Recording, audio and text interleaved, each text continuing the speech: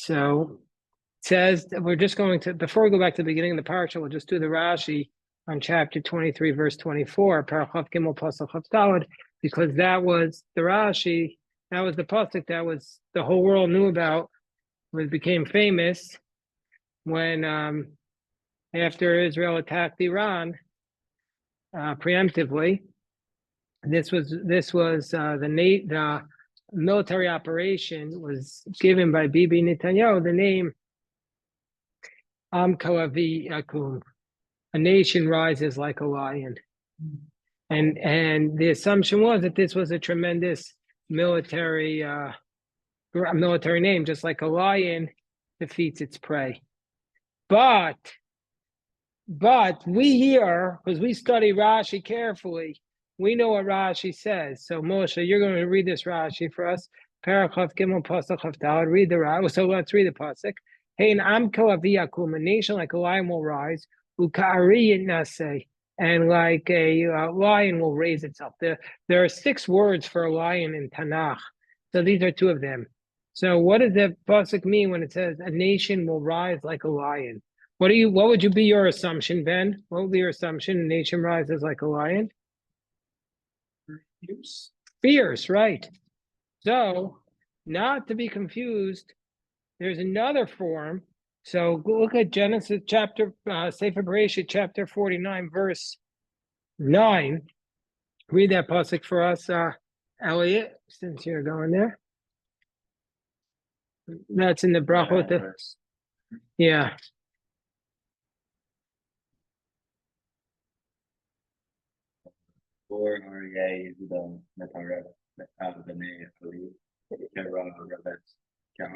Okay, so Gur Aryeh Yehuda, Nitaraf B'ni Alit, Kara Ravatz Karyeh. So there it says he's crouching like a lion, and here it says he's rising like a lion. What's the difference between the two? So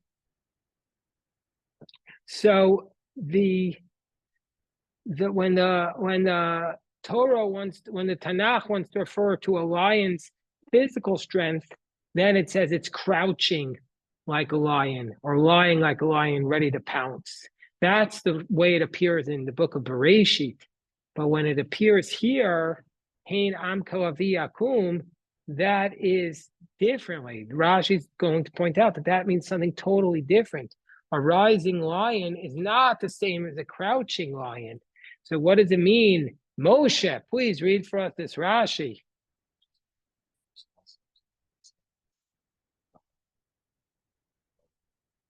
Okay, so wait. So what does it mean that rise like a lion? The Jewish people are a nation that rises like a lion. When? When they get up early in the morning to daven. Hey, miskabrin ka'ari. The very first words in the Shulchan Aruch. The very first words in the Shulchan Aruch are yiskaber ka'ari. Yeah, you should wake up like a lion to serve your Creator. And this pasuk does not refer to the physical strength of Bnei Israel. It refers to the spiritual strength, that they rise like a lion. What do? Lachtof, Moshe. To grab the mitzvos. Which mitzvos? Lobosh. Talis. And it says in the Shulchan Aruch, we should wake up the morning. The morning doesn't wake us up. We wake the morning. And so what does it mean? It's the nation that rises like a lion. It rises like a lion to serve our Creator, to daven Shachrit, to recite Shema, to put on tefillin. So ironically, Bibi chose the wrong verse, because he should have said the Kara Ravatz Karyeh, that it crouches and lies in wait like a lion. Not that the nation rises like, or maybe he chose the right verse. It is a nation that rises like a lion to do mitzvot. You follow that, Ben? Well, the one thing that's confusing me is that in this title, it does say this thing, the Rashi is great. He quotes the Rashi. Right. What does he say? Let's hear it.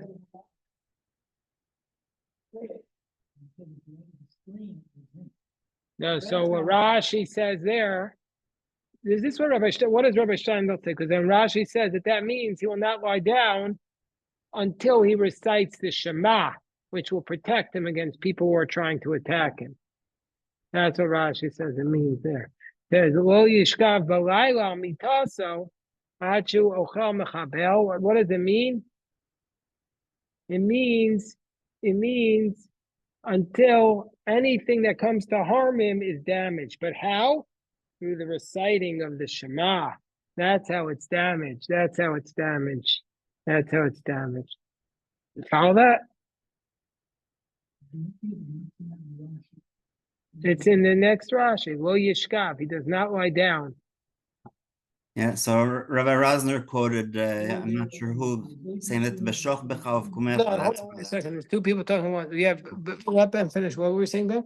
It says he does not lie down until he consumes and destroys every noxious thing which comes to prey upon him. And then it says, you're right. You see, of course you're right. He reads the Shema. Okay, yeah. Okay, yes. And Rabbi Yosef, what were you saying? B'shoch B'chav Kumecha. Lo Yakum is B'kumecha and Nishkav, and that's why the Shema is specifically mentioned as opposed to other mitzvot. Okay, very nice. Very, very nice. Yes, koach.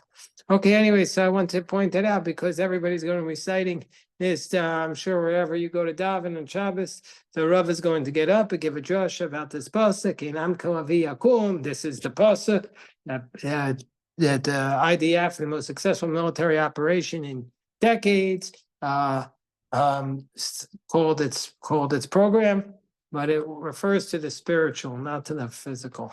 Because the true strength, yes, the IDF, the Jews who fight for the IDF are the holiest Jews of all, the bravest Jews of all, the mightiest Jews of all. They are, we're forever grateful to them.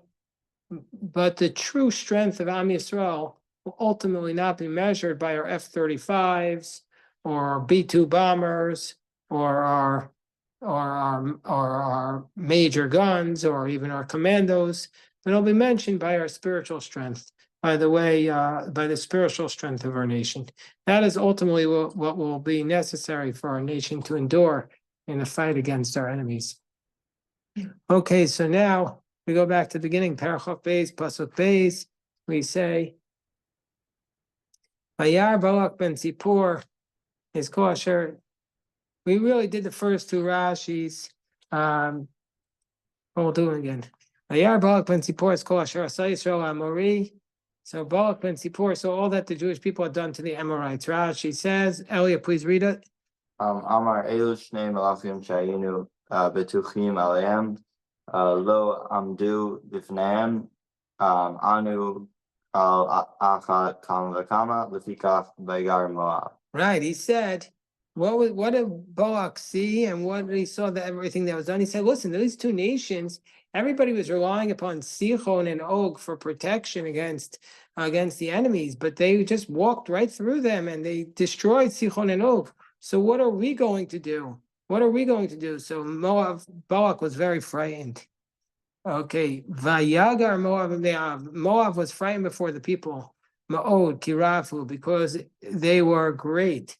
Moab was disgusted by the face of the Jewish people. Okay, Moshe, read the Rashis. Right, so this is unusual. Vayagar comes from fear. It's not necessarily that that's what the word means, but that's the approach that the Midrash takes, that Vayagar means to fear, as there is an alternative in Job, it appears Guru Lachem. Vayakat Moab, Moshe, read it. Katsu b'chayim. Moab was disgusted. Like, where else does it say that? Who says Katzti b'chayai? Who says that in the book of Bereshit? Katzti b'chayai? Remember that? Benot Chet, who says, I'm disgusted because my son has married the daughters of Chet? Which of the matriarchs had a son who married the daughters of Chet? That would be Sarah. Not Sarah. Sarah's son did not marry the daughters of Chet, but Rebecca's son, Rivka's son, married the daughters of Chet. It says, Katzti b'chayai.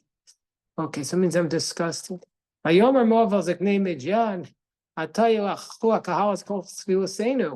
Now the community will eat up everything around us. Like an ox eats the vegetables of the field or the vegetation. Balak ben Tzipor, Melech HaMoab Ba'isahi. Balak, the son of Tzipor, was only king of Moab at that time. So let's read the Rashi's here. Here, Elliot. Moab said to the elders of Midian. But You have everything okay, Ben? I'm not sure which verse we're in. We're in chapter 22, verse 4. Oh, so we went back. Yeah, it went back to the beginning. Rise, I didn't realize you were, that's okay. Yeah, sorry. we went back. 22 Verse 4, gotcha. 22, verse 4. So Moab said to the elders of Midian, now the congregation will chew up our entire surroundings. Velo Molam Hayu Shonim They always had hated each other. Midian and Moab were enemies. How come all of a sudden Moab? Because there's three players in this narrative. There's three players. There's three characters. There's Moab. Who is Moab? Who is the king of Moab? Balak. There's Midian. Who represents Midian? Who represents Midian? In this narrative, the elders of Midian. And then there's Bilam. Where is Bilam? What nation is he from? He's a mercenary. He's a spiritual mercenary. He comes from Petora, which is in Aram Naharaim. He's not near Moab or Midian. So these are the three characters. But Rashi points out that Moab and the elders of Midian did not get along. So how come they're teaming up here? What's their common factor? They both hate the Jews. There's an old story. Go on. Shnemar Hamaka et Midian Besede Moab. That he strikes Midian in the fields of Moab. Balu Midian Amal Lemachama. That Midian had fought the Jewish people. Where do we see that? We saw that in Bereshit chapter Lamed Vav. Go on. This was at the end of Parashas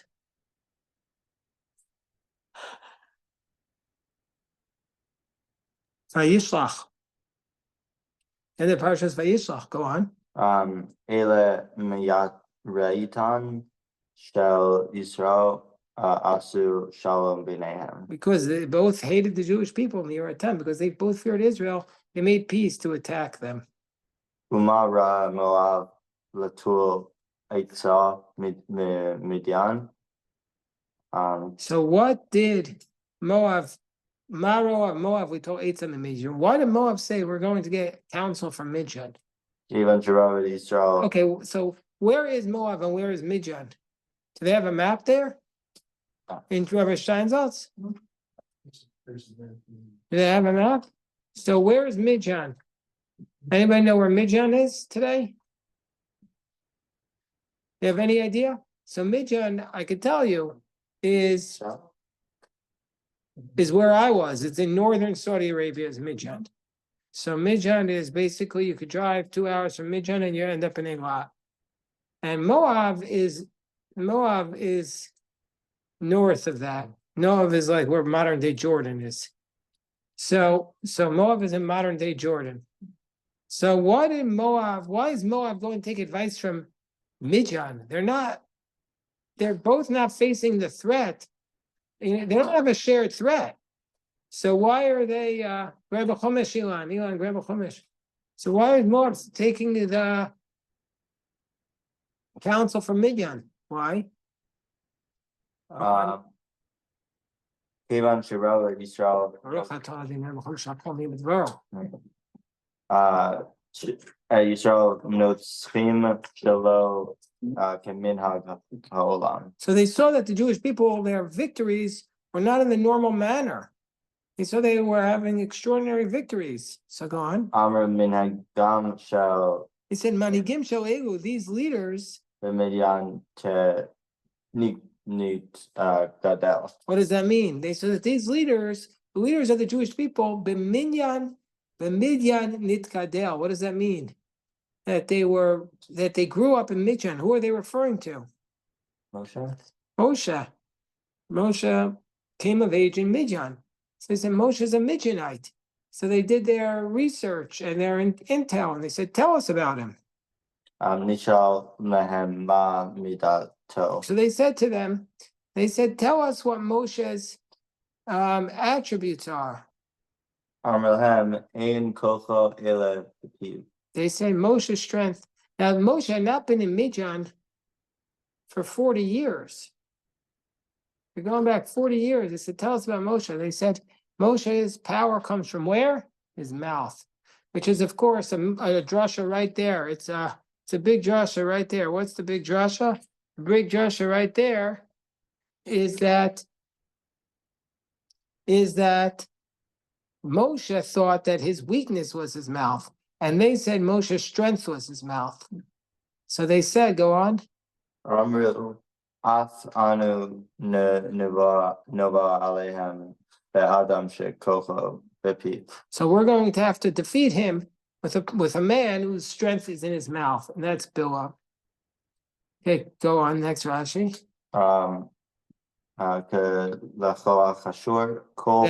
these people are like, they're gonna eat us up like an ox eats up the people. Hashur Melachach Ein Abo Barka. Right, whatever an ox chews has no blessing associated with it. Now, Balak was the king at that time. What's the significance? Ba'etahi. Lo Haya Roe But Balak was not really fit to be king. Mithnase.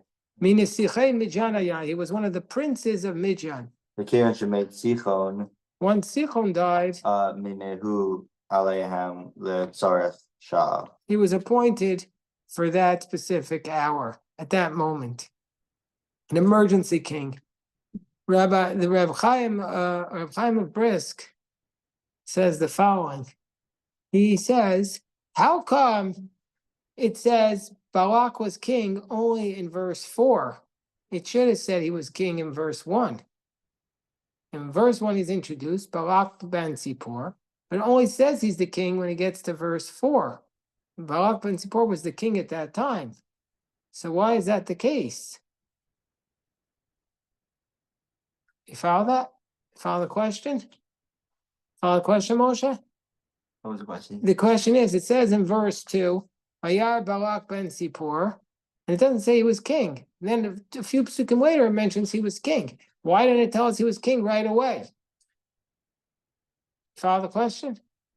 So this is the question that Rav Chaim of Brisk says.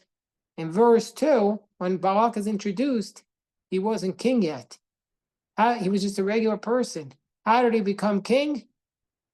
By his demagoguery against the Jewish people. Through his anti-Semitism, they elevated him. That's how he became king. That's how he became king. He was elevated through his demagoguery. This is an old story. People use hatred to elevate their position. Unfortunately. So they sent messengers to Bilam ben Beor, Petorah. So they sent it to Petorah. Petorah is a place. Anybody ever hear of Petra? Maybe there, but it's not really there because Asher al Nahar, it's by a river. It's by the Euphrates, not by Petra. Eretz B'nai Amo, by the river of the land of the members of his people. L'krolo, to call him, saying, Hinei am yatzami Mitzrayim, all the people has left Egypt. Hinei chisas ein haaretz v'hu yoshem muli. It's covering the earth, and it's staying against me. Okay. So, what is Petorah? Rashi actually gives two explanations. Whose turn is it? Elon, you want to read the Rashis?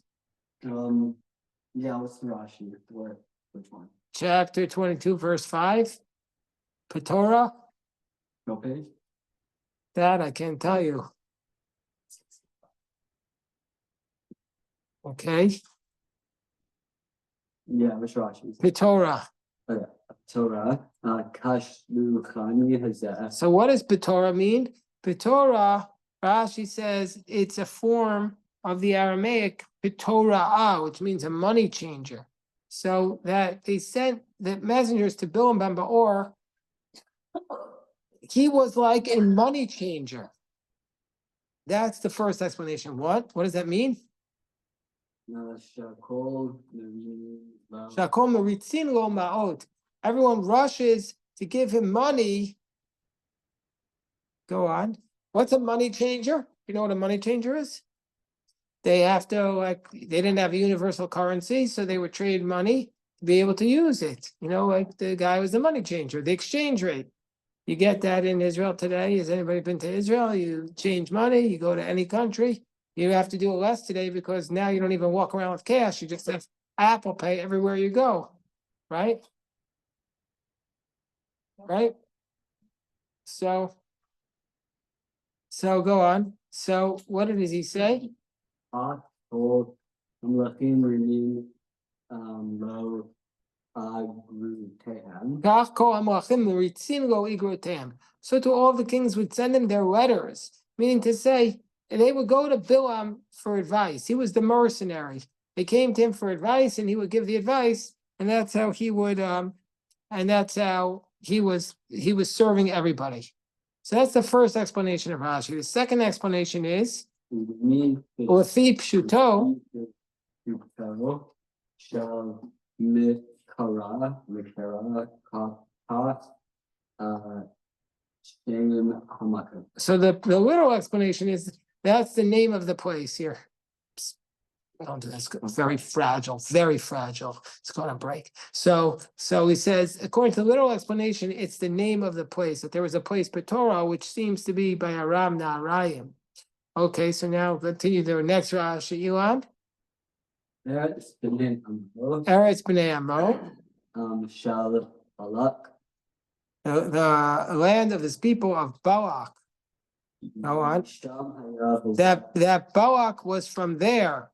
Meaning to say, it doesn't mean the land of Bilam's people, but rather Balak was from there as well. Meaning to say, even though he was the king of Moab, he really was from the Torah. Go on. So Bilam used to prophesy and say to him,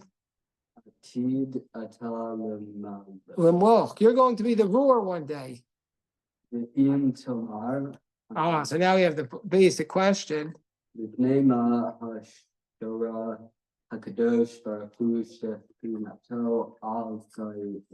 now we have a question. Why did God make it that this wicked person who is not Jewish would be a prophet? Why would that be the case? Why does Hashem need to make a wicked person a prophet? Go on.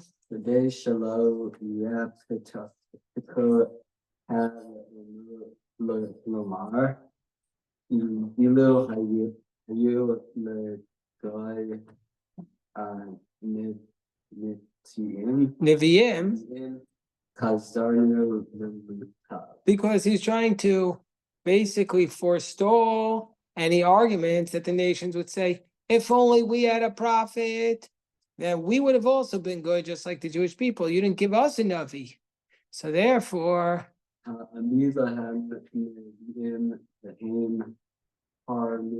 the part two.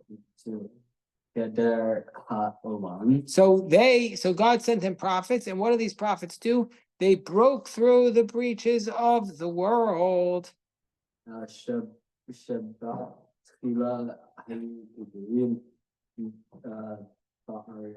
At first, they were restrained. They at least observed the laws of sexual immorality. Eitzah. Atzman. Right. So at first, Bilam, very good, Kobe. How you doing? Baruch Hashem, Baruch Hashem.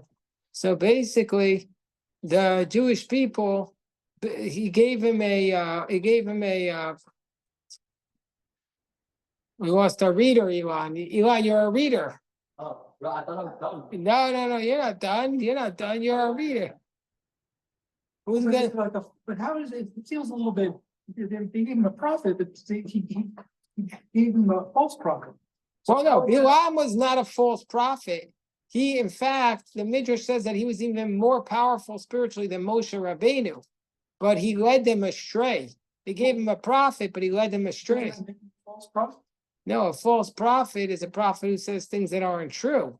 He gave them advice about what to do that would lead them to sin, that caused the Jewish people to sin. He broke down the whole fence of the world, so he's at least a bad prophet. He was wicked, but he had the potential to be great. He just misused it. He had all the potential. Well, can you say everyone has the potential to be great? Not everyone has the potential to be as great as everyone else. Like you have the potential to be the greatest you can be, but his greatness fell short. He had the potential to be greater than Moshe Rabbeinu. The Gemara talks about a way in which Bilam was even greater than Moses. He knew a side of God that even Moses didn't know, and yet he failed. So that's the concept here. That unfortunately, so basically, we learn from here a very important lesson. You do not need to be Jewish in order to be a prophet. You don't need to be Jewish in order to be a prophet. You could be a prophet even if you're not Jewish. And you don't even need to be good to be a prophet. You could be wicked and a prophet. It's a powerful idea.